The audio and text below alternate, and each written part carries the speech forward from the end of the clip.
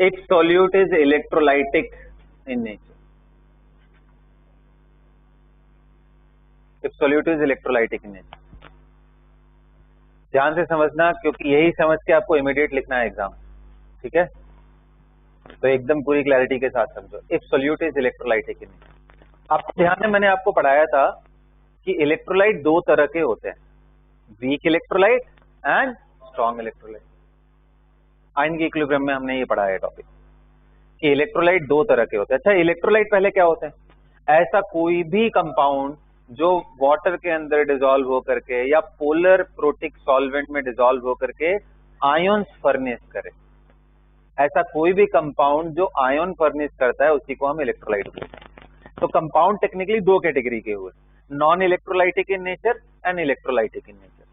तो non electrolytic in nature जैसे urea हो गया, ग्लूकोज हो गया, ये सब ब्रेक डाउन नहीं करते, ठीक है? तो अब मैं इलेक्ट्रोलाइट में केस 1 लेके चलूंगा. केस 1 कौन सा? If strong electrolyte is taken.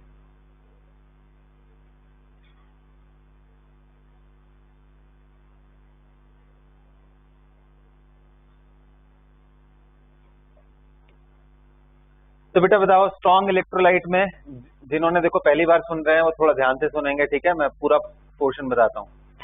जब भी बात इलेक्ट्रोलाइट की होती है तो हमारे पास तीन तरह की कैटेगरीज आती हैं इलेक्ट्रोलाइट. कौन सी मैं बात कर रहा हूं?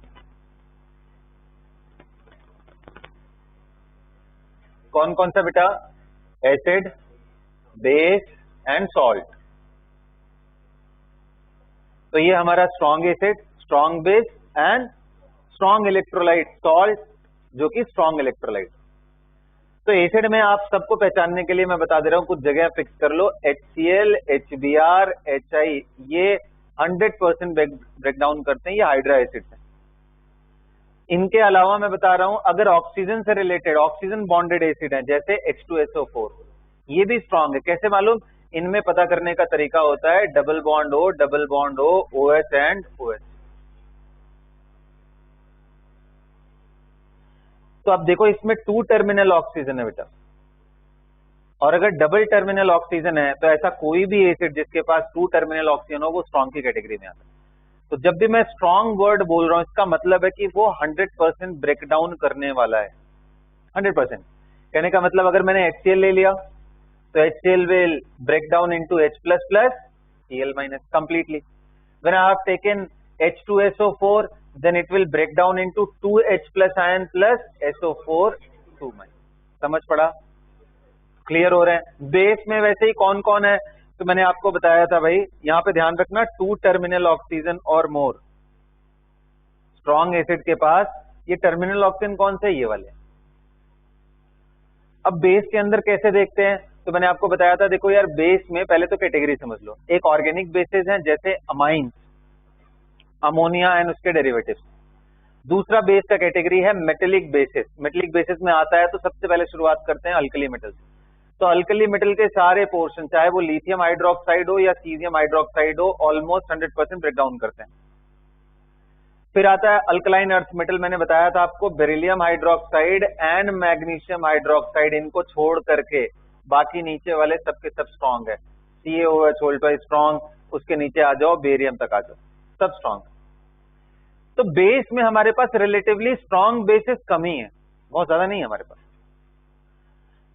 तो ये हो गया बेस के बारे में डिस्कशन. उसके बाद आता है सॉल्ट. सॉल्ट बहुत ही यूनिक कैटेगरी है, क्योंकि सॉल्ट के अंदर ना हमें देखना पड़ता है, याद ही करना पड़ता है इनफैक्ट, कि यार कौन से डिसॉल्व होंगे कौन से नहीं. तो ऐसे सॉल्ट जो सॉल्युबल हो 100%, उनको बोलेंगे हम स्ट्रॉन्ग इलेक्ट्रोलाइट.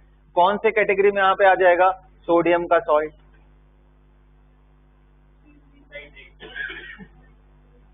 बोलो बेटा.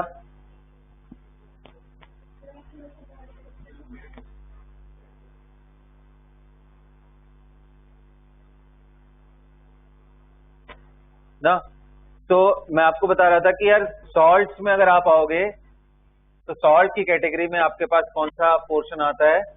सॉल्ट की कैटेगरी में पूरा पूरा बढ़िया से एकदम लिखना है. Na+ का कोई भी सॉल्ट ले लो, sodium chloride, sodium bromide, sodium sulphate, sodium carbonate, sodium, जो आपके दिमाग में आ रहा है सब रख लो यार. मतलब आप यूं कह लो, ऑलमोस्ट नेग्लिजिबल ऐसे सॉल्ट्स मालूम है जिनके सोडियम के साथ कंपाउंड बना हो और वो इंसॉल्युबल हो जाए। ऐसा नहीं है कि बिल्कुल नहीं है, बट नेग्लिजिबल। तो हमें उसका करना क्या है, हमें जो कॉमन है वही क्वेश्चन पूछने वाला है। तो सोडियम के सारे सारे। इसी तरीके से एक नेगेटिव आयन है नाइट्रेट, इसके सारे ही जितने बनने वाले हैं, वो चाहे सिल्वर का नाइट्रेट हो, मर्क्यूरी का नाइट्रेट हो, आपका लेड नाइट्रेट हो, जिंक नाइट्रेट हो, कोई भी हो जाए, वो सब के सब डिसॉल्व हो जाते हैं, राइट। इनके अलावा हेलाइट्स भी है, क्लोराइड, ब्रोमाइड, ये भी मोस्टली सॉल्युबल होते हैं, लेकिन कुछ कुछ एक्सेप्शन है इनके, जैसे silver, lead+2, Hg2+2 and copper+1। सिर्फ ये 4 केटायन ऐसे हैं जो क्लोराइड एंड ब्रोमाइड के साथ प्रेसिपिटेट बनाते हैं। बाकी इनको छोड़ दिया जाए तो आप चाहे जिंक ले लो, आप आयरन ले लो, एल्यूमिनियम ले लो, कोई भी ले लो, वो सब के सब स्ट्रॉन्ग इलेक्ट्रोलाइट है, एक्सेप्ट दिस, बाकी सारे क्लोराइड। तो इतनी कैटेगरी है बेटा किसकी, स्ट्रॉन्ग की। तो बस बड़ा सिंपल सा है यार। अगर इनका केस आया तो हम देखने की कोशिश करेंगे। क्या देखेंगे, चलो और दिखाते हैं क्या होगा। तो एग्जांपल लेते हैं इनका सबसे पहला, राइट। और क्या लेते हैं कि मान लो आपके पास मैंने सोडियम क्लोराइड लिया। बताओ बेटा, अगर मैं सोडियम क्लोराइड 1 मोल लेता हूं तो अंदर आने के बाद, वाटर में डिसॉल्व होने के बाद क्या होने वाला है? तो आप बोलोगे सर ये 1 मोल sodium ion and 1 mole chloride ion. यानी जब हमने ऐड किया 58.5 ग्राम, मतलब 1 मोल ऑफ सोडियम क्लोराइड, जब मैंने ऐड किया सॉल्यूशन पे, तो मैं एक्सपेक्ट कर रहा था कि मुझे जो कॉलिगेटिव प्रॉपर्टी मिलेगी वो 1 मोल के करस्पॉन्डिंग मिलेगी। बट सॉल्यूशन के अंदर पूरा गेम हो गया। क्या हो गया कि डबल मोल पार्टिकल के आ गए। और क्योंकि कॉलिगेटिव प्रॉपर्टी इस बात पे डिपेंड ही नहीं करता है कि कौन सा पार्टिकल है, वो आयनिक है, नॉन आयनिक है, इससे कोई फर्क नहीं पड़ता है, वो कैटायनिक है या एनायनिक, सिर्फ उनके कंसंट्रेशन से। तो इसलिए इसकी जो कॉलिगेटिव प्रॉपर्टी होगी वो 1 मोल के करस्पॉन्डिंग नहीं होगी, बल्कि 2 मोल। इसलिए करेक्शन हम कर सके अपने सारे कॉलिगेटिव प्रॉपर्टी में, इसलिए हमारे पास एक फॉर्मूला बताया गया, उसको यूज करेंगे हम। क्या बोलते हैं उसको, बॉन्ड स्टाफ फैक्टर आई। कैसे डिफाइन करते हैं आई को? I is defined as number of particles after dissociation और एसोसिएशन। आप पूरा लिखना, मैं शॉर्ट में लिख रहा हूं, divided by number of particles initially taken initial.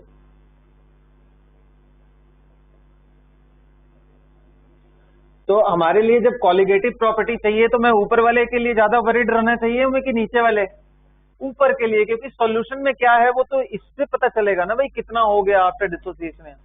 ये तो आपने लिया है। अगर वो non electrolytic, non associative nature का हुआ तो ऐसे केस में ये और ये सेम ही हो जाएंगे, तो आई की वैल्यू 1 हो जाएगी। समझ में आया? तो ये फॉर्मूला लिखो पहले।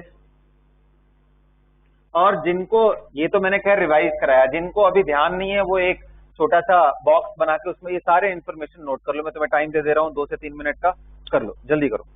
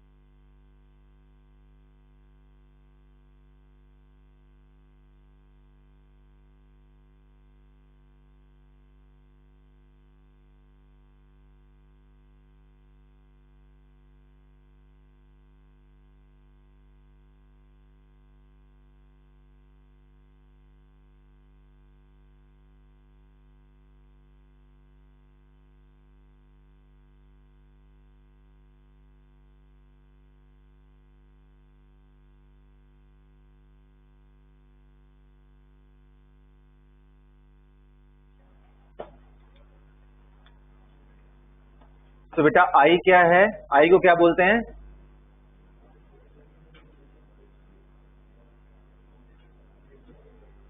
Van Hoff factor. कोई कभी पूछे वैन छॉफ फैक्टर आई क्या है तो क्या बोलोगे? Ratio of number of particle after dissociation और association to the number of particle taken initial.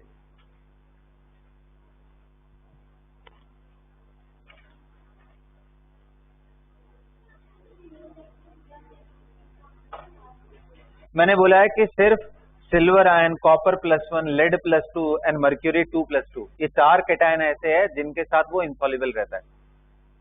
मतलब कौन से कैटायन मैंने आपको बताया, फिर से लिख दे रहा हूं, Ag+, कॉपर +1 ना, Hg2+2 एंड लेड +2। ये सिर्फ ऐसे 4 कैटायन है जिनके साथ ये सॉल्युबल होता है, अदरवाइज सॉरी इनसॉल्युबल होता है, इसके अलावा उसके साथ सॉल्युबल है। अब मैं अगर एग्जांपल लिखना हो तो मैं क्या बोलूंगा, AgCl इज इनसॉल्युबल, जबकि ZnCl2 is soluble. Soluble salt है तो इसका मतलब वो स्ट्रॉन्ग इलेक्ट्रोलाइट है।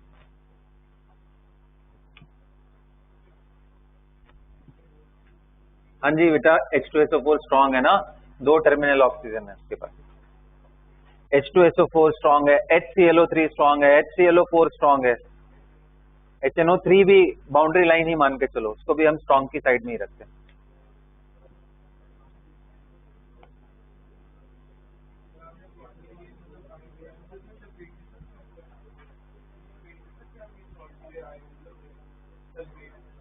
किधर, सॉल्ट्स में?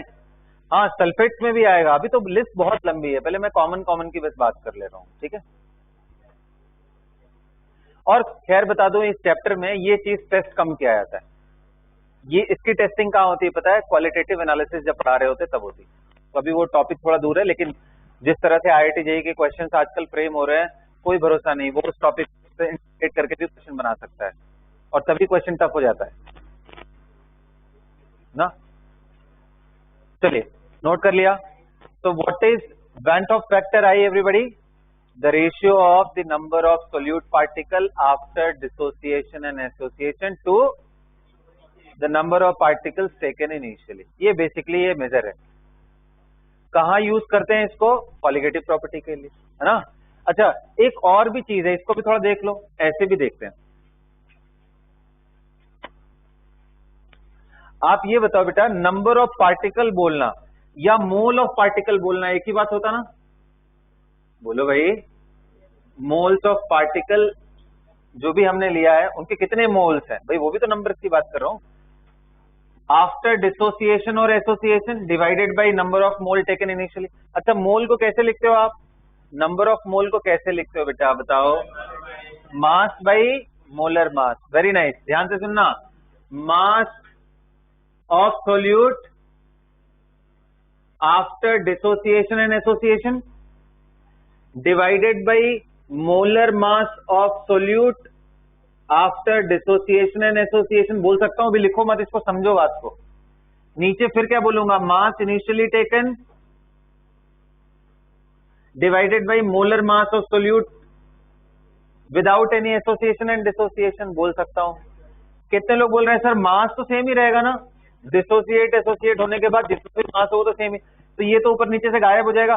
तो क्या मैं इसको लिख सकता हूं, molar mass of solute upon molar mass of solute? बस डिफरेंस किसका है, ये इनिशियल है बिना डिसोसिएशन बिना एसोसिएशन के, और ये क्या है आफ्टर डिसोसिएशन और एसोसिएशन। का मतलब मोलर मास भी बदलेगा सॉल्यूशन के अंदर अगर वो ब्रेक डाउन कर रहा है तो। समझ पा रहे हो? अच्छा, इसी जो सोल्यूट पार्टिकल है जिसका मास मैंने बोला है विदाउट डिसोसिएशन एंड एसोसिएशन, इसी को बोलते हैं मोलर मास थ्योरेटिकल। कि हम सोच रहे थे ऐसा कि हम जब सॉल्यूशन बना रहे हैं तो यार ये टूटने जुड़ने वाला नहीं है, तो जो मैंने मोलर मास NaCl का है वो 58.5 है, हम वही सोच रहे थे। बट सॉल्यूशन के अंदर गेम हो गया, क्या हो गया उसमें, बोलो? ये मोलर मास ऑब्जर्व्ड, या फिर उसी को क्या बोलते हैं, एक्सपेरिमेंटल। तो मैं ऊपर लिख दे रहा हूं इसी चीज को, आप थोड़ा सा ध्यान से देखना। इसको मैं ऐसा भी लिख सकता हूं, इतनी जो आपको स्टोरी समझाई है इसको ऐसे भी लिखा जा सकता है, theoretical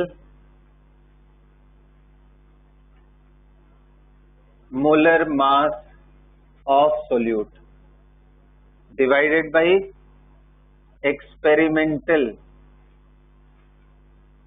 या फिर observed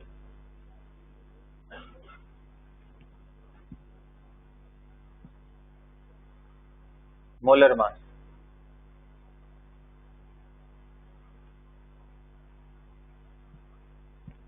theoretical molar mass of solute divided by experimental or observed molar mass. Understood? Clear है? तो या तो फिर इसी को हम क्या बोल सकते हैं, m theoretical divided by m observed.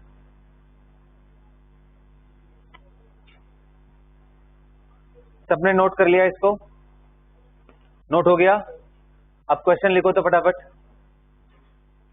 बताओ भाई, इस स्ट्रॉन्ग इलेक्ट्रोलाइट NaCl के लिए I का वैल्यू क्या होगा? बोलो. I की वैल्यू 2 होगी क्योंकि डिसोसिएट एसोसिएट करने के बाद 1 1 2 पार्टिकल मिले और पहले मैंने कितना लिया था 1, तो I की वैल्यू 2 आ गई. समझ में आया?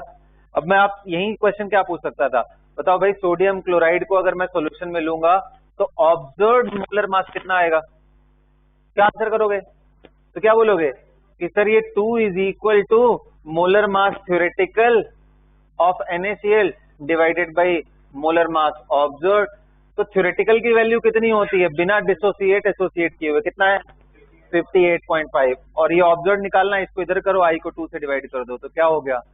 58.5 बाई 2 आ जाएगा. मोलर मास घट गया ना. तो कई बार ऐसा भी होता है, अगर वो पार्टिकल टूट रहे हैं, मास तो सेम ही है, नंबर ऑफ मोल बढ़ रहे हैं, तो मोलर मास कम हो जाएगा. क्योंकि हम सबको मालूम है क्लास 11 से ही कि mole is equal to mass by molar weight होता है. और मोलर वेट को लिखना चाहूं तो मास बाई मोल. अगर भाई मास सेम हो और नंबर ऑफ पार्टिकल बढ़ रहे हो तो मोलर मास ऑटोमेटिकली कम हो जाएगा ना. आ रहा है बात समझ में? NaCl पहले क्या था? अकेला था, इकट्ठे था, तो हम ये बोलते थे कि इसका मोलर मास कितना है, तो आप ऐड करके बता देते. आप बोल देते 58.5 है.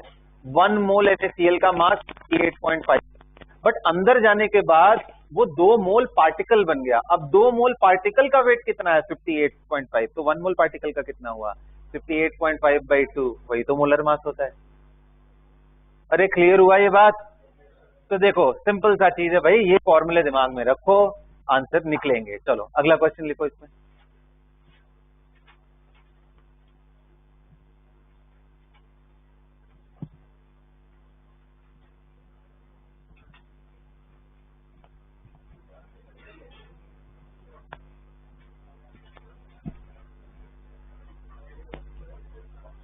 लिखो तो. अब मैं आपको कंपाउंड देता जाता हूं, मैं सारे स्ट्रॉन्ग इलेक्ट्रोलाइट दे रहा हूं, आप I का वैल्यू लिखते जाओ. Find the value of I for the following strong electrolyte ना. तो सबसे पहला मैं दे रहा हूं Na3PO4. I का वैल्यू बताते जाओ. AlCl3. फिर थोड़ा और घुमाने की अगर मैं कोशिश करूं, चलो H2SO4 भी ले लो तुम लोग. इसके बाद थोड़ा और मैं अगर जाने की कोशिश करूं, थोड़ा और टफ बनाने की कोशिश करूं, तो ऐसा ले लेता हूं बेटा, कौन सा? K4FeCN6 CO in whole 6 sorry whole thrice Cl3. इन सबका मुझे I का वैल्यू बताओ, सभी का I का वैल्यू बताओ.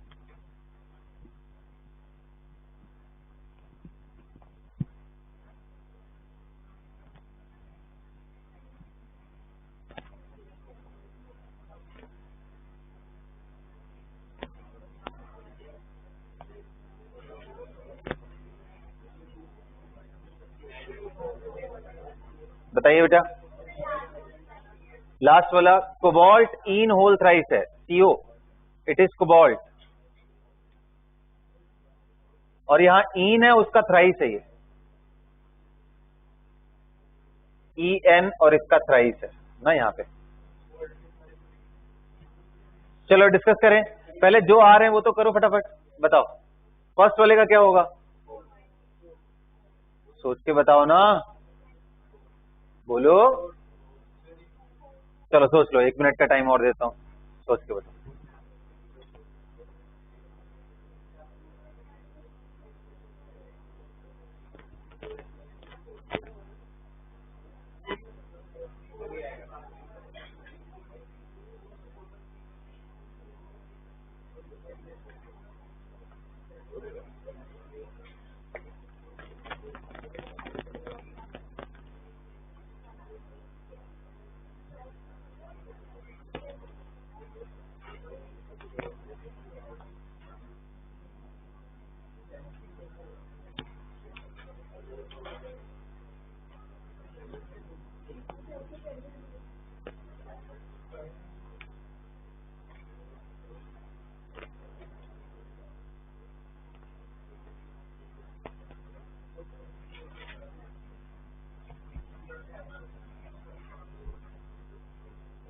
चले बेटा, करें डिस्कस फर्स्ट वाले का। फर्स्ट का कितना आएगा आंसर? 4 आएगा, सबको मालूम है कैसे कि भाई ये जब ब्रेक डाउन होगा तो ये 3Na+ देगा और PO4। तो भाई मैंने अगर 1 पार्टिकल लिया तो ये 3 मिला और ये 1 मिल गया, टोटल कितने मिल गए? तो I की वैल्यू आफ्टर डिसोसिएशन 4 और इनिशियली हमने 1 लिया था तो इसका 4 आ गया। इसका I कितना आएगा? सबको क्लियर है? इसका I बताओ। 3 कैसे हुआ? H2SO4 अगर 1 लिया तो यहां तक क्लियर है? इसका कितना आएगा? हाँ, अब आप ध्यान से सुनना जो मैं बताने जा रहा हूं, ध्यान दो। ये बॉक्स को देख के डरो मत, बस इतना समझो जो बॉक्स के अंदर है ना वो इकट्ठे रहेगा बस। तो अब अगर मुझे इसको ब्रेक करना हो तो मैं बोलूंगा ये 4K+ बनेगा और प्लस बॉक्स वाली सारी चीजें इकट्ठे रह जाएंगी -4 चार्ज के साथ। अरे ये -4 कैसे दिखा रहा हूं? 4K+ है तो 4 नेगेटिव होगा ना, तो सिंपल सा चीज है यार। अच्छा ये बताओ, ये पूरे बॉक्स की चीजें इकट्ठे रहेंगे, ये कोऑर्डिनेशन वाले कंपाउंड है बेटा, ये अभी आगे आएगा आपको +2 में ना, तब आप थोड़ा बढ़िया से देखोगे 3Cl में। तो बताओ इसका I का वैल्यू कितना आ गया? कितने पार्टिकल? 4 and 1 5 आपको मिले 1 लेने पे। ये कितना मिला? 4 मिला, तो I का वैल्यू कितना हो गया? 4 टाइम्स। क्यों ऐसा चाह रहे हो तुम, क्यों डरा रहे हो? ये स्ट्रक्चर जो बनने वाली बात है, ये सब हम लोग कोऑर्डिनेशन का एक चैप्टर ही है जिसके अंदर पढ़ेंगे ना। अभी क्यों फालतू में टाइम वेस्ट करें, हम अभी सॉल्यूशन खत्म कर लेते हैं, अभी इतने से ही आपका काम हो जाएगा, ठीक है? अच्छा क्वेश्चन और बढ़िया बढ़िया कैसे बनाया जा सकता है इस पे? ऐसा बनाया जा सकता है कि किसकी मोलर कंडक्टिविटी सबसे ज्यादा होगी, किसके मोलर कंडक्टिविटी ज्यादा होगी। मोलर कंडक्टिविटी का मतलब अगर 1 मोल पर लीटर सॉल्यूशन का बनाओ तो किसमें ज्यादा नंबर ऑफ आयंस होंगे, किसमें ज्यादा नंबर ऑफ, तो जिसका I ज्यादा होगा। समझ में आ रहा है ना बात? ऐसे कर लोगे ना क्वेश्चन? ठीक है भाई, ओके ग्रेट। और आगे देखते हैं फिर। तो चलो भाई, अब हमने ये जो भी स्टोरी थी हमने किसके लिए सीखा? जब इलेक्ट्रोलाइट है, कौन सा इलेक्ट्रोलाइट? अगला क्वेश्चन देता हूं, वीक इलेक्ट्रोलाइट, और फिर देखते हैं तुम्हारा दिमाग कितना चलता है। Do it, right it down.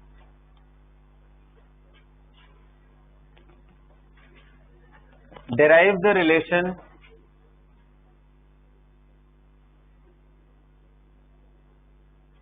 between degree of dissociation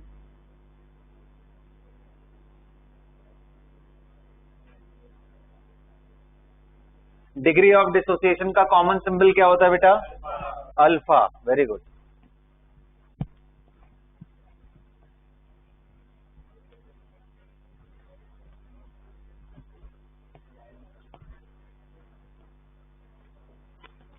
alpha and I for the following electrolyte। Weak electrolyte understood है, क्योंकि स्ट्रांग हुआ तो अल्फा 100% आ जाएगा, 1 आ जाएगा।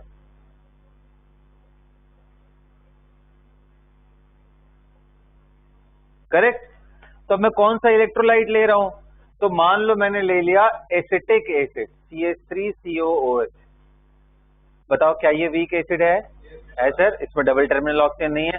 अच्छा फिर ये क्या होगा? ब्रेक डाउन होगा किसमें? CH3CO- प्लस H+, इसमें ब्रेक डाउन होगा। मैंने आपसे क्या पूछा है भाई कि अल्फा और I में रिलेशन बताओ। स्टार्ट।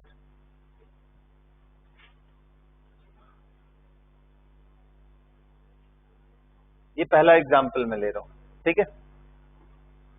ये रियल एग्जाम्पल है, इसके बाद थोड़े हाइपोथेटिकल लेंगे, AB2 AB3 ऐसे कैटेगरी वाले। जल्दी करो।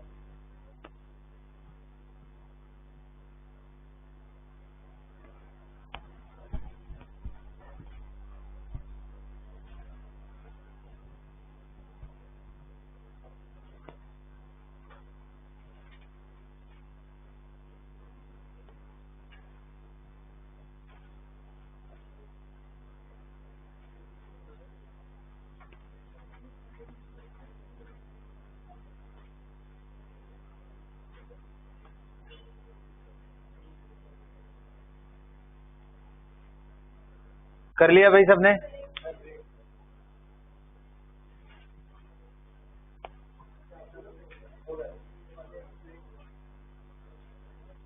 चले देखा जाए बेटा, क्या आया आंसर? सिमर, फाइल क्या है आंसर? तुम्हारा कितना आ रहा है? आई इज इक्वल टू कितना आया इन टर्म्स ऑफ अल्फा? आओ चलो देखते हैं। हाँ बोलो अश्वत, बताओ। नहीं है, बोलो। 2 अल्फा आ गया।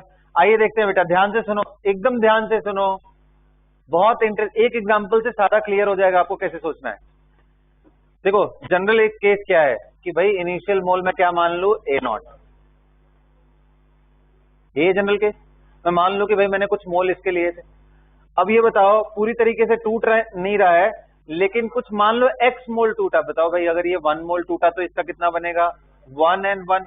अगर ये x टूट गया तो कितना बनेगा? ये x and x। ये कितना बचेगा? a नॉट माइनस x, क्योंकि आपने स्टार्टिंग में a नॉट लिया था। अरे समझ आ रहा है? a नॉट क्या है? इनिशियल मोल। x क्या है? कितना मोल CH3COH कंज्यूम हुआ। कंज्यूम होने के बाद, अच्छा इक्विलिब्रियम क्यों लगाया? क्योंकि वीक इलेक्ट्रोलाइट है, पूरी तरीके से टूटेगा ही नहीं। स्ट्रांग होता तो मैं सिंगल हेडेड एरो डालता। अरे आ रहा है क्या समझ में? तो ये क्या बनेगा? x, और ये क्या बनेगा? x। क्लियर है? बोलो। अच्छा अब मुझे बताओ, डिग्री ऑफ डिसोसिएशन कैसे डिफाइन करते हैं? इसका फॉर्मूला होता है नंबर ऑफ मोल्स डिसोसिएटेड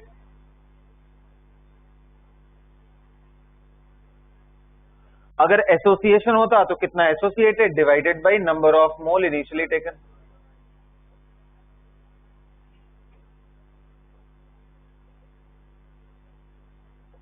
यही होता ना बेटा। अब बताइए कितने मोल टूटे हुए हैं? तो सर अच्छा हाँ, एक और चीज, किसका मोल? ऑफ कोर्स रिएक्टेंट का जो टूट रहा है उसकी बात हो रही है। अंडरस्टूड है ये। इसके लिए डिग्री ऑफ डिसोसिएशन नहीं डिफाइन करेंगे, इसके लिए, क्योंकि ब्रेक यही हो रहा है, खत्म यही हो रहा है। तो कितना खत्म हुआ भाई? x। लिया कितना था? a नॉट, और यही क्या हो गया? अल्फा। तो क्या मैं x को a नॉट अल्फा लिख सकता हूं? ये क्यों चाहिए? क्योंकि मुझे आंसर अल्फा एंड आई में चाहिए, मुझे a नॉट x चाहिए ही नहीं। तो क्या लिख दूं मैं इसको? a not minus a not alpha. ये क्या? a not alpha. ये क्या? a not alpha. आ गया सब। अब याद करो आई को। आई कैसे डिफाइन करते हैं? यही कहानी लिखा हुआ है भाई, number of particles after dissociation and association. तो बताओ बेटा, पहले कितने हैं पार्टिकल बिना डिसोसिएशन एसोसिएशन के? तो a naught. After dissociation and association बताओ, a naught alpha plus a naught alpha. और कितने लोग बोल रहे हैं सर ये जो बचा रह गया ये भी तो सोल्यूट पार्टिकल की तरह ही है अंदर। अब एक नहीं 3 टाइप के पार्टिकल है, ये भी है, ये भी है, ये भी है, ये खत्म थोड़ी ना हुआ। तो इसको भी हम लिखेंगे कितना? A naught minus a naught alpha, क्योंकि भाई कॉलिगेटिव प्रॉपर्टी सारे सॉल्यूट पार्टिकल्स पे डिपेंड करती है। ऐसा थोड़ी ना कि जो प्रोडक्ट में जाएगा सिर्फ उस पे, ये बचा रह गया इसको भी लेंगे। स्ट्रॉन्ग इलेक्ट्रोलाइट में क्यों नहीं लेते थे? क्योंकि वो बचता ही नहीं था, पूरा का पूरा प्रोडक्ट में चला जाता था, रिएक्टेंट बचता ही नहीं था। आ रहा है बात समझ में? ये एक नई चीज है आपके लिए, ए नॉट, इसीलिए गलत आ रहा था आंसर। तो अब क्या आ जाएगा? बड़ा सिंपल सा है, बताओ। बस खत्म यार, 1 plus alpha. A not a not a not सब तरफ से कट जाएंगे, माइनस अल्फा प्लस अल्फा से 1 बचेगा और प्लस अल्फा, यही आएगा इसका आंसर। सबको क्लियर हो गया? अच्छा कितने लोग ध्यान से, कितने लोगों को याद है कि अल्फा इसका रूट ओवर k/c होता है? ये कहां से लिखा? आयनिक इक्विलिब्रियम से। एसिड डिसोसिएशन कांस्टेंट अगर आपको k मालूम हो तो अल्फा रूट ओवर k/c होता है। What is C? Initial concentration. इसको आप a नॉट लिख लो। कंसंट्रेशन मोलारिटी है यहाँ पे, मोल पर लीटर। आ रहा है बात समझ में? ये नोट कर लेना जिन्होंने आयनिक नहीं पढ़ रखा है, ठीक, वो इसको नोट कर लेना बस। और बाकी जो बच्चे पढ़े हो वो तो जानते ही ऑलरेडी, बताने की जरूरत है ही नहीं। तो आपको कभी रिलेशन निकालना हो, आई आपको मालूम हो तो i is equal to 1 plus alpha. अगर आपको आई मालूम हो बेटा और k/a नॉट अल्फा अल्फा निकालना हो तो आप यहां से निकाल सकते हो। या दूसरा तरीका क्या है कि भाई अगर आपको k एन मालूम हो, a नॉट मालूम हो, तो आप अल्फा की वैल्यू यहां से भी निकाल सकते हो, चुपचाप उठा के यहां रख सकते हो, वहां से आई निकल जाएगा। आ रहा है? सब कनेक्टेड है। देखो मैंने बोला था कि +1 हमारा बिल्डिंग फेज है। देखो उन्हीं सब चीजों का तो मैं यूज कर रहा हूँ यहाँ पे। अब क्या कर रहा हूँ, एक फॉर्मूला बताना है, यूज करना है, काम खत्म। ठीक है, चलो अब एक हाइपोथेटिकल एग्जांपल लेते हैं, लिखो तो। Find the relation between I and alpha, find the relation between I and alpha, find the relation between I and alpha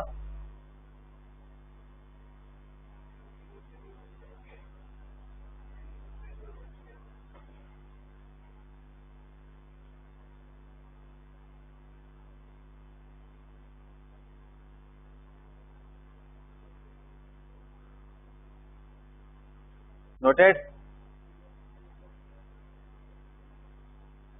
for a weak electrolyte AB2। थोड़ा जल्दी करो बेटा, टाइम कम है अब ना, जल्दी करो।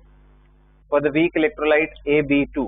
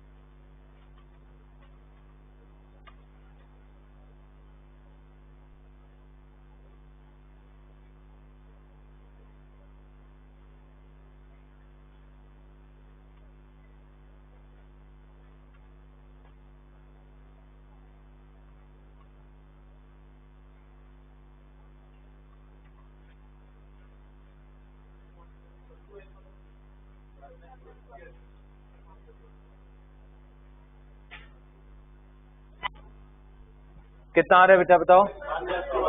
1 + 2 अल्फा आ रहा है सबका, वेरी गुड। तो कैसे करना है कि भाई AB2 है, ये ब्रेक डाउन करके क्या बनेगा, A2++। अब बताओ अगर ये हमारा A0 है बेटा, तो ये क्या आएगा, A0 - x, ये क्या आएगा, x एंड। अब इधर बताओ यहाँ पे x/a की वैल्यू को ही क्या बोलते हैं, अल्फा।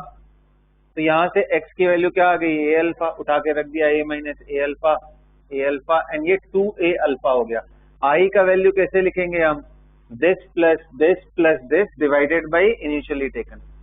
तो a - a alpha plus a alpha plus 2a alpha and whole divided by a0। कितना आ गया आंसर, 1 +। अच्छा कुछ लोग पता है और जल्दी कर लेते हैं, कैसे, हालांकि मैं वो रिकमेंड इसलिए नहीं करता हूं कि वो बड़ा स्पेशल केस हो गया। कुछ लोग बोलते हैं सर अल्फा ही निकालना है ना, तो अल्फा निकालना है तो हम 1 से कर लेते हैं, तो नीचे A0 से डिवाइड नहीं करना पड़ेगा, तो ऐसे बोल देते हैं कि भाई 1 से ही कर लो, 1 मोल ले लो।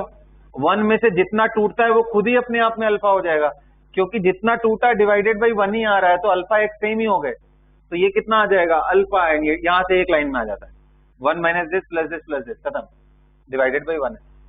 तो ये भी एक तरीका है अगर आपको जल्दी जल्दी करना है तो, ठीक है। अदरवाइज मैं बोलता हूँ ये स्टैंडर्ड है, क्योंकि भाई कोई क्लेम कर सकता है ना, मैंने कहा बोला 1 मोल लेने के लिए, आप जनरल मोल लो, तो ये जनरल तरीका है और ये स्पेशलाइज केस है। पर दोनों से आंसर इसलिए सेम आ जाता है क्योंकि A0 कट जाते हैं ऊपर नीचे से, आ रहा है बात समझ में ना, A0 कैंसिल हो जाता है, ठीक है, क्लियर है यहाँ पे। चलो तो इलेक्ट्रोलाइट का केस पूरा खत्म हो गया, कैसे रिलेट करना है वो भी मैंने आपको समझा दिया। अब आते हैं Banach factor I in case of association, देखो Banach factor I in case of association।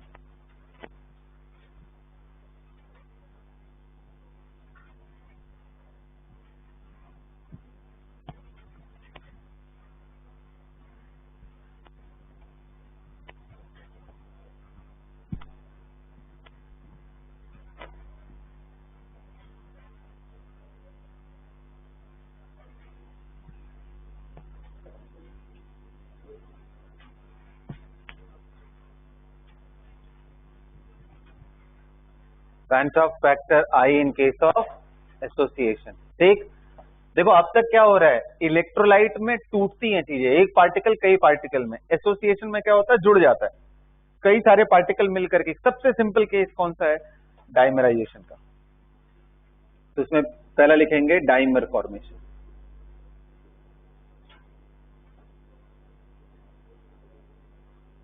Dimer formation, अब डाइमर का मतलब क्या होता है, बहुत सारे केसेस है बेटा जहां पे 2A पार्टिकल मतलब A पार्टिकल उसका डबल पार्टिकल मिलकर के क्या बन जाता है A2।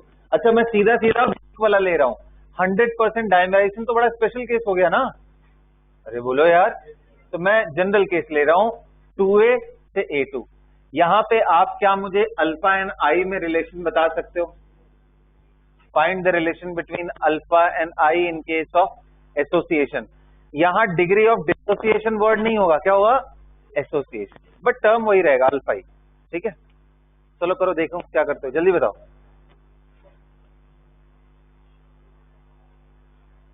Degree of association and I में रिलेशन।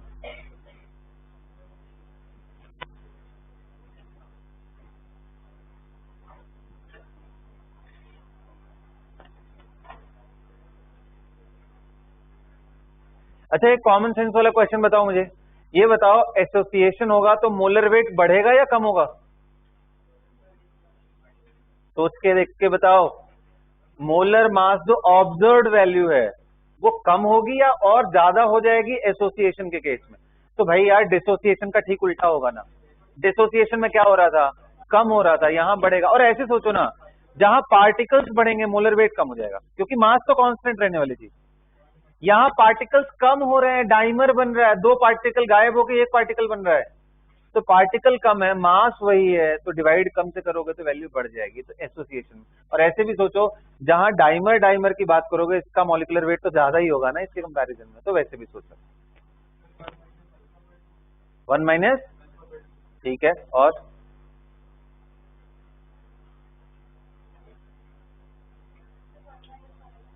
वन माइनस अल्फा है,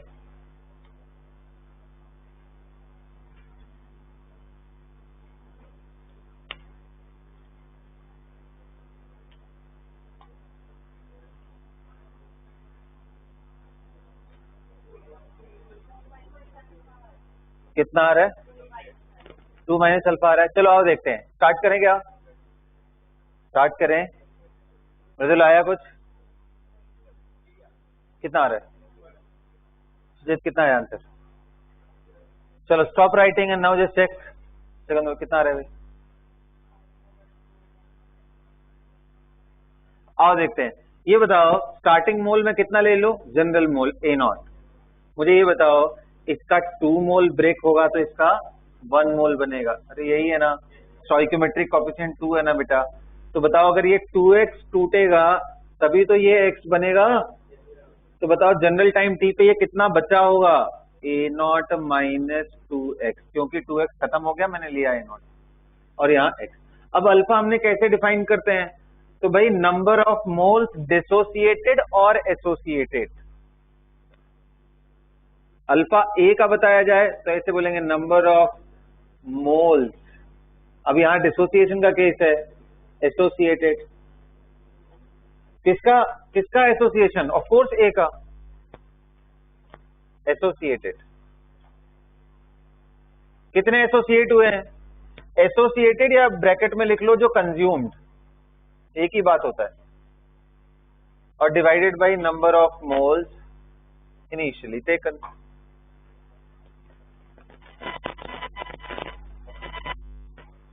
तो भाई कितना सिंपल सा है भाई, कितना मोल कंज्यूम हुआ, तो आंसर है, अब देखो ध्यान से, यहाँ 2x आएगा। अच्छा मैं यही है ना, तो भाई बताओ यहाँ पे ऊपर मैं 2x लिखूंगा, नीचे क्या लिखूंगा a, ये क्या हो गया अल्फा। तो यहाँ से x की वैल्यू क्या आ गई, या 2x की वैल्यू क्या आ गई A0, और x की वैल्यू क्या आ गई A0 अल्फा ना, सॉरी, x की वैल्यू क्या आ गई A0 अल्फा बाई 2।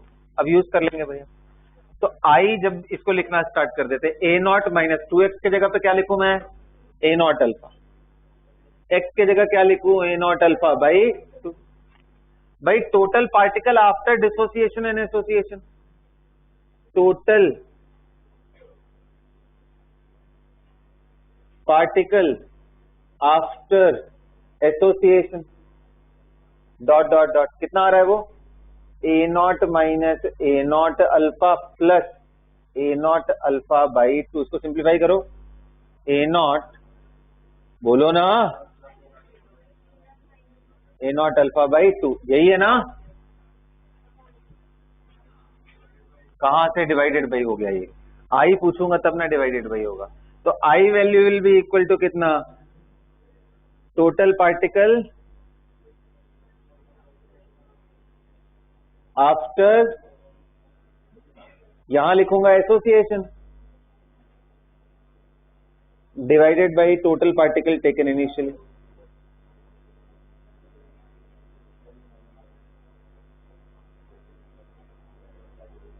बताओ भाई कितना है? डिसोसिएशन के बाद कितना है? बोलना यार। A naught minus a naught alpha by 2, initially कितना लिया है? कितना आ गया answer? 1 minus alpha by 2। I का वैल्यू क्या आ गया? 1 माइनस अल्फा बाई 2। कितने लोग करेक्ट हुआ आपका? तो जल्दी करो फिर, ये सब चीजें अगर करेक्ट हो रही हैं। नेक्स्ट लिखो ट्राइमराइजेशन। ये डाइमर बना, अब एक प्राइमर देख लेते हैं, फिर पॉलीमराइजेशन कर लेंगे, ठीक है? Primer formation. प्राइमर फॉर्मेशन के केस में क्या करना पड़ेगा? ये 3A होगा बेटा, और ये क्या हो जाएगा? A3 ना। 3A हो गया, ये A3 हो गया। ये सुनो, जल्दी निकालो। तो इसके केस में आई एंड अल्फा के बीच में रिलेशन, इसमें मैं सीधा लिखूंगा, ठीक है?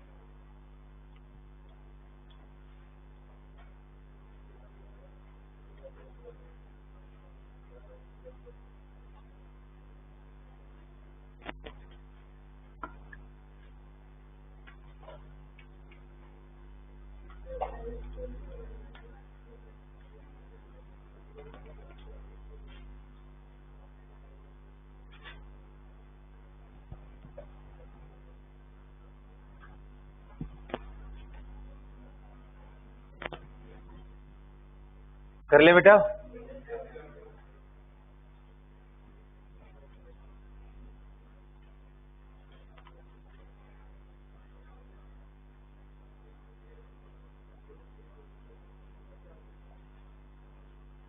चलो इजी है, देखो ध्यान से। ए नॉट माइनस, मैं सीधा लिख रहा हूं ए नॉट अल्फा, करेक्ट लिख रहा हूं क्या? ये ए नॉट अल्फा बाई 3 हो गया। एम आई राइट? आप लोग कर पा रहे हो यहां तक? यहां तक हो पा रहा है? चलो, तो आई की वैल्यू आ जाएगी, सीधा मैं ऐसे लिखने जा रहा हूं, बताना 1 minus alpha plus alpha by 3, ये आएगा। इसको और सिंप्लीफाई करो तो कितना आ जाएगा? 1 माइनस 2 बाई, ये आएगा। करेक्ट है? क्या पॉलीमराइजेशन का कर सकते हो? नेक्स्ट केस है पॉलीमराइजेशन। पॉलीमराइजेशन में क्या? n times of A will become AN। तो I की वैल्यू यहां लिख लो डायरेक्टली, सब जगह डिराइव कराया ही है यार, ये अल्फा बाई n, ये आएगा।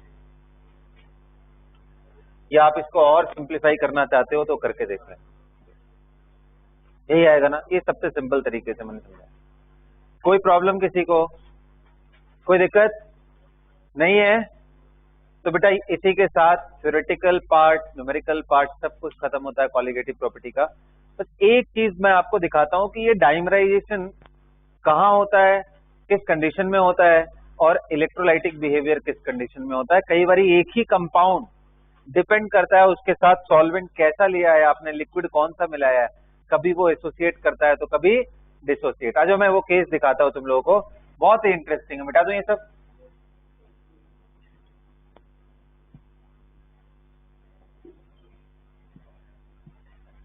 हाँ जी बच्चों, देखो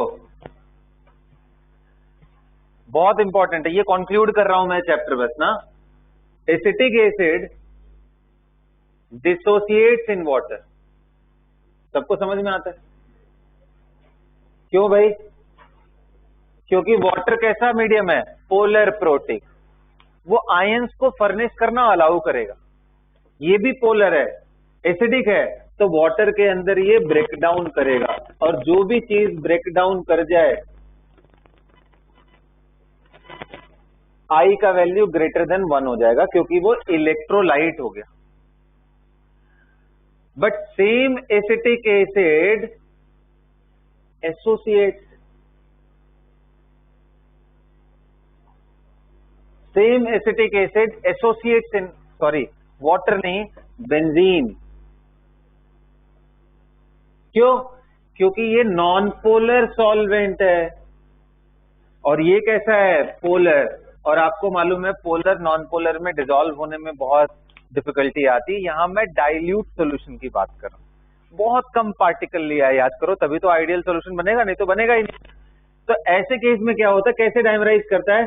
लिखा ऐसे जाता है CH3COOH2 particle will become CH3COOH का होल ट्वाइस। अब कहोगे सर ये कैसे बन रहा है, थोड़ा इलेबोरेट करो। तो देखो ये जो डाइमर है ना, मैं बस उसका स्ट्रक्चर आपको दिखा रहा हूं, डाइमर का बहुत इंटरेस्टिंग है। ये कुछ ऐसा बनता है, CH3 C double bond O OH,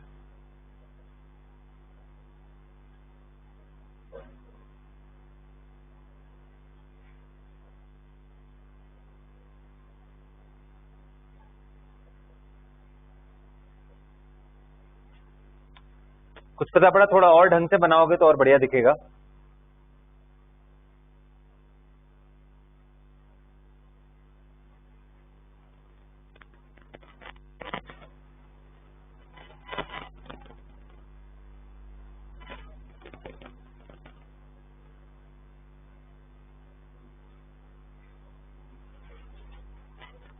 हाँ, तो आप देखो एक CH3COH ऐसे है, इसका पार्शियल नेगेटिव पार्ट हाइड्रोजन के साथ हाइड्रोजन बॉन्डिंग में, दूसरा वाला भी हाइड्रोजन बॉन्डिंग ही है। कौन सा हाइड्रोजन बॉन्डिंग है, इंटर या इंट्रा? हाँ बोलो। This is inter molecular. Intra तो तब होता है ना जब इसकी जरूरत ही ना पड़े, अपने में ही हो जाए। अरे यार वो फिनॉल नाइट्रो वाले पार्ट में होता है, ऑर्थो नाइट्रोफिनॉल, पैरा तो बनता ही नहीं, ऑर्थो नाइट्रोफिनॉल हो गया, वहां पे ही मिलता है इंट्रा। ये इंटरमॉलिकुलर हाइड्रोजन बॉन्ड, ठीक है, समझ पड़ा? ऐसा क्यों करना पड़ा? क्योंकि भाई ये बेंजीन के साथ तो इंटरेक्ट कर ही नहीं सकता, क्योंकि बेंजीन अपने आप में नॉन पोलर है, तो वहां एसोसिएट कर जाता है, आई की वैल्यू लेस देन 1 हो जाती है, यहां डाइमर बनाने लग जाता है, जबकि नॉर्मल केस में ये कैसा है? डिसोसिएट करे। तो देख रहे हो कंपाउंड सेम है, सॉल्वेंट बदल दो कहानी बदल जा रही है इसकी। तो एसिटिक एसिड का मोलर मास वाटर के अंदर डिक्रीज करेगा, जबकि उसी का मोलर मास, समझना उसके सॉल्यूशन की बात हो रही है। इसका मोलर मास तो यहां सेम ही है, इसके सॉल्यूशन की बात हो रही है, समझ आया? डिसोसिएशन में पार्टिकल्स बढ़ते हैं, मोलर मास डिक्रीज होता है, एसोसिएशन में। तो पूरा समझ आ गया सबको? किसी तरह का कोई प्रॉब्लम किसी को है यहाँ पे? कोई भी दिक्कत कुछ भी? सो अब कहोगे सर ये तो पता तो चल गया, अब इसका यूज कैसे करेंगे? कॉलिगेटिव प्रॉपर्टी का फॉर्मूला जब आपने लिखवाया था तो आपने बोला था कि सोल्यूट पार्टिकल पे डिपेंड करता है। तो चारों जो फॉर्मूले मैंने आपको लिखवाए हैं वो कैसे लिखवाए हैं? मैंने आपको बोला है P0 minus PS upon P0 is equal to small n या मोल फ्रैक्शन x, और वहीं डेल्टा TB की वैल्यू मैंने क्या बोली है? KB into molality. वहीं मैंने क्या बोला था? Delta TF is equal to molality, और ऑस्मोटिक प्रेशर इज इक्वल, यही बोला था। अब सर ये आ जाएगा, अब मान लो डिसोसिएट एसोसिएट करने लग जाए तो बोलते हैं देखो यार फर्क कहां पड़ रहा है? सोल्यूट में ही ना। तो सोल्यूट का मोलारिटी अगर C है तो सॉल्यूशन में अगर जाने के बाद वो डिसोसिएट एसोसिएट कर जा रहा है तो क्या होगा? I इज इक्वल टू कैसे डिफाइन करते हो भाई? कितना डिसोसिएट एसोसिएट होने के बाद हो गया डिवाइडेड बाई कितना लिया था, तो ये वैल्यू चाहिए। तो this value will be equal to I times, जहां कहीं भी कंसंट्रेशन हो उसके पहले I चिपका दो।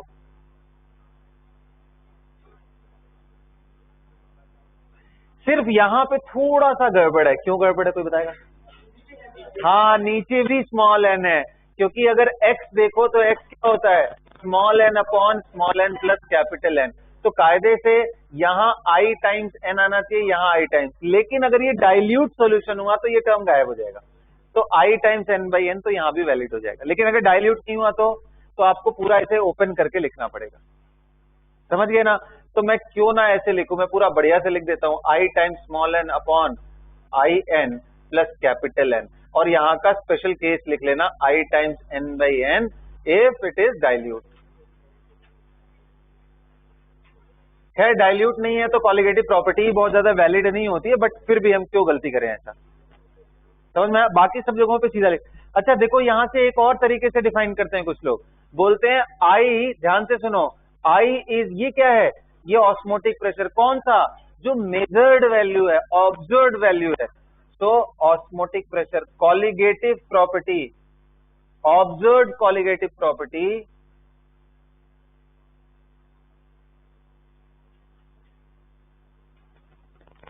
Divided by theoretical colligative.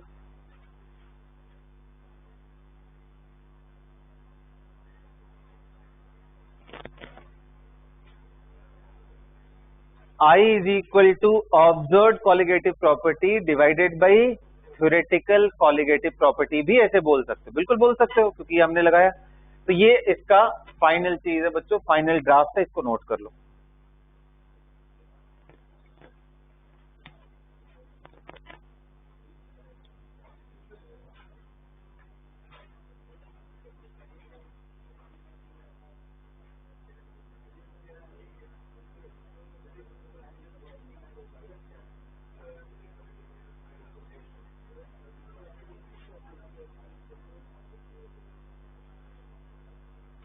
अगर डिसोसिएट एसोसिएट हुआ ही नहीं तो I की वैल्यू 1 आ जाएगी, तो फिर तो कोई टेंशन ही नहीं है, वो जो फॉर्मूला पहले यूज कर देते भाई।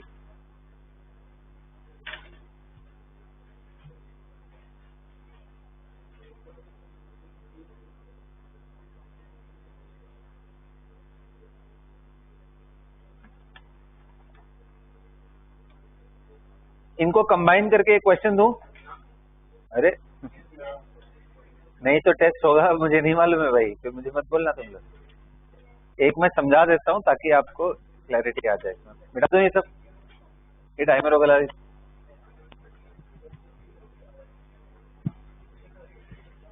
चलो भाई एक सिंपल सा क्वेश्चन पूछता हूं, थोड़ा ध्यान से देखो, पहले भी पूछ रखा है बट अब थोड़ा ज्यादा रिलेट कर पाओगे, ध्यान से देखो। मैंने आपको 4 सॉल्यूशन दे रखे हैं, 0.1 molar NaCl, 0.2 molar acetic acid, 0.2 molar glucose and 0.15 molar NaCl, sorry मान लो KCl ले लिया, ठीक है, बस ऐसे ही कहने। मैं इन चारों में पूछूं कि किसकी फ्रीजिंग पॉइंट किसका सबसे कम होगा, मिनिमम फ्रीजिंग पॉइंट, या ऐसा भी पूछ सकता हूं, बताओ मैक्सिमम फ्रीजिंग पॉइंट किसका होगा। इन चारों सॉल्यूशन में किसका फ्रीजिंग पॉइंट मैक्सिमम होगा। तो आप ध्यान से देखो तो यार, आप पहले बताओगे delta TF is equal to KF, तो सबके लिए सेम है, I टाइम्स मोलालिटी बस देखना है, और मोलालिटी काफी रिलेटेड टर्म्स है। तो कंसंट्रेशन देख लेता हूं, बताओ भाई यहाँ पे कंसंट्रेशन कितना आ रहा है, 0.1 नहीं है बल्कि I इंटू I कितना है इसका, तो हाँ, तो जो ऑब्जर्व कंसंट्रेशन है वो 0.2, यानी I times C, I times आपने C निकाल लिया 0.2। यहां बताओ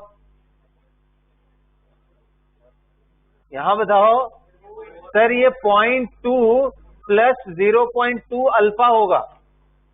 अरे यार वही तो, I is equal to 1 plus alpha, ध्यान नहीं आ रहा है, समझ में आ रहा है। लेकिन अल्फा की वैल्यू सबको मालूम है बहुत ज्यादा नहीं होती है, 10% से भी कम डिसोसिएट करता है, ये कॉमन सेंस की बात है, ठीक है। अब ये अगर मैं देखूं तो इसका तो ना डिसोसिएट ना एसोसिएट, तो ये 0.2 ही रह गया। इसका बताओ, हाँ जी, इसका डबल हो जाएगा क्योंकि KCl 1 पार्टिकल गिव्स 2 पार्टिकल, तो 0.15 इंटू 2 कितना आ गया। तो भाई सबसे ज्यादा इसका होने वाला, ये वीक था इसीलिए मैं इसको ऐसे अल्फा के फॉर्म में, पूरा मत जोड़ देना जी, 0.4 वीक इलेक्ट्रोलाइट है ये। तो सबसे ज्यादा कॉलिगेटिव प्रॉपर्टी की वैल्यू किसकी आएगी, इसकी। कॉलिगेटिव प्रॉपर्टी ज्यादा आ रहा है। फिर से सुनो, कॉलिगेटिव प्रॉपर्टी ज्यादा आ रहा है। कॉलिगेटिव प्रॉपर्टी ज्यादा कहने का मतलब डिप्रेशन इन फ्रीजिंग पॉइंट ज्यादा है। फ्रीजिंग पॉइंट डिप्रेस जितना होगा उसका फ्रीजिंग पॉइंट उतना ही कम होगा। मैंने क्या पूछा है? मैक्सिमम बताओ, यानी जिसमें डिप्रेशन कम हो रहा हो। तब ध्यान दोगे तब आंसर आएगा, यानी जल्दीबाजी में टिक करके निकल गए तो सब गलत हो जाएगा। तो बताओ, जिसमें सबसे कम डिप्रेशन हो रहा हो तो कौन सा आंसर आएगा? एकदम सिंपल। अच्छा, ये दोनों का सेम ही है ना, तो you can tick both of them, no problem. ये मोर देन वन हो गया भाई। अरे क्वेश्चन पता पड़ा ना सबको कैसे सॉल्व कर रहे हैं, तो ऐसे करके सोचना होगा बच्चों। तो इसी के साथ खत्म करें ये टॉपिक। हाँ बोलो, ओवर बोलो ना। तुम लोग को याद भी नहीं रहता है ना। मैंने बोला था कि एक केस है जिसके अंदर नॉन इमिसिबल लिक्विड्स को अगर मिक्स करे तो कैसे करते हैं वेपर प्रेशर हैंडल। मैंने बोला था कि एकदम आखिरी में पढ़ाऊंगा, तो ध्यान भी नहीं रहता है। इमिसिबल लिक्विड्स को अगर हमें देखना हो, जैसे मान लो ब्रोमीन ले लिया हो और वाटर ले लिया हो, ये तो मिसिबल लिक्विड नहीं है। एक पोलर है दूसरा नॉन पोलर है, ये तो घुलेंगे भी नहीं। ऐसे केस में वेपर फेज में कॉम्पोजिशन किसका कितना होगा, इसका तो कोई फॉर्मूला नहीं लगेगा। PA is equal to P0AX, ये बिल्कुल भी नहीं लगा सकते आप, क्योंकि ये आइडियल बाइनरी सॉल्यूशन ही नहीं है। फिर क्या करें? इसमें बोलते हैं भाई साहब इसका डायरेक्ट कोई रिलेशन नहीं बता सकते हैं। अगर आप बता दो कि वेपर में इनके पार्शियल प्रेशर और वेपर में कितने मोल है तो वो बता सकते हैं, और खैर उसके लिए हमें किसी रिलेशन की जरूरत ही नहीं है। हाँ सिंपल, अगर किसी का मोल वेपर में मालूम हो तो P is equal to N into RT/V नहीं हो जाएगा जी? दूसरे का भी तो कह सकते हो कि सर अगर ये ब्रोमीन है और प्रेशर H2O का देखना है तो ये सिंपली इनके मोल के रेशियो के बराबर होगा। तो इसलिए इसको बताने का भी जरूरत नहीं था, वो नहीं भी बताता तो भी आप वैसे ही सोचते। कहने का मतलब जब नॉन इमिसिबल लिक्विड को आप मिला लेते हो तो भाई जो ऊपर उनके मोल के रेशियो होंगे वेपर फेज में, वही उनका लिक्विड से कोई लेना देना नहीं है, क्योंकि ये मिलते ही नहीं है तो मोल फ्रैक्शन कहां से सोचेंगे। तो वैसे करके सोचना ना। क्लियर है ना? और यही है ना, बोलो भाई, इनके मोल के रेशियो में प्रेशर होगा। और ध्यान से देखो, और इनकी वोलेटिलिटी किस पे डिपेंड करती है? इनके P0 वैल्यू पे। ये सुनो, तो क्या मैं बोल सकता हूं कि अगर इसका P0 मालूम हो A और इसका P0B मालूम हो, तो क्या मैं बोल सकता हूं कि ऊपर जो भी मोल का रेशियो आएगा वो इसके वोलेटिलिटी के डायरेक्ट प्रोपोर्शनल आएगा, यानी Na/NB will be equal to P0A/। अच्छा, इंटरेस्टिंग चीज देख रहे हो, यही केस हमारा उसमें भी बन जाता है जब हम लोग आइडियल बाइनरी लेते हैं, लेकिन फर्क है वहां हम PA is equal to P0AX से लिख सकते हैं, यहां नहीं लिख सकते। यहां हम उनका पार्शियल प्रेशर तब तक नहीं बता सकते जब तक कि ऊपर का हमें पूरा स्टोरी ना दिया हो, वरना हम कुछ भी डिस्कस नहीं कर सकते। बस उनके वोलेटाइल बिहेवियर की वजह से इतना लिख सकते हैं। Is that clear everyone? तो चलो ये केस छोड़ दो, बहुत स्पेसिफिक है, बहुत कम चांसेस है, बाकी आपका सब खत्म हो गया है। और क्या? हाँ तो उन